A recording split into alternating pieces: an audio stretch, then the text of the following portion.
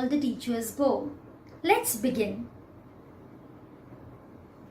Where do all the teachers go when it's 4 o'clock? Do they live in houses? And do they wash their socks?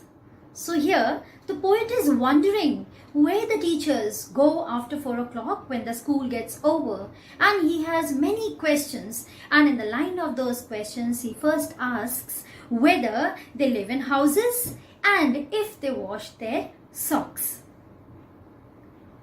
Do they wear pajamas and do they watch TV?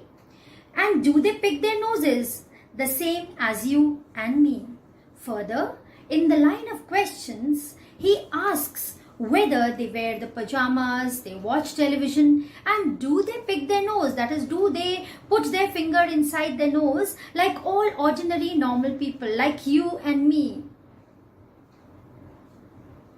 Do they live with other people? Have they mums and dads? And were they ever children? And were they ever bad? So being curious and very inquisitive, and because the teacher is really special, the child asks the question here that if they have got any parents, if they live with other people, if they have mums and dads, and were the teachers also ever children? And were they really bad? Like all the children have got bad habits, were the teachers also bad when they were young, if they were young anytime? Did they ever never spell right? Did they ever make mistakes? Were they punished in the corner if they pinched the chocolate flakes? Now these are more questions coming up in the mind of the child. He further asks if they ever made mistakes. Were they able to learn the spellings? Because children often they are very bad at spellings. So did they make mistakes? And were they punished? Were they made to stand in the corner of a room as a punishment? And if they pinched the chocolate flakes, you must have seen children, they gather around the cakes when a cake is being cut, and small young children, what they do is they just pinch a flake of the chocolate from there. So the child is wondering if the teacher has ever done that. Did they ever lose their hymn books? Did they ever leave their greens? Did they scribble on desktops? Did they wear old dirty jeans? Further, he has more questions and he's wondering if the teachers have ever lost the hymn books. Hymn is the songs that are dedicated to God, that are written in the praise of God. So that's a hymn book where you have, you call them bhajans in India. So those are the hymn books.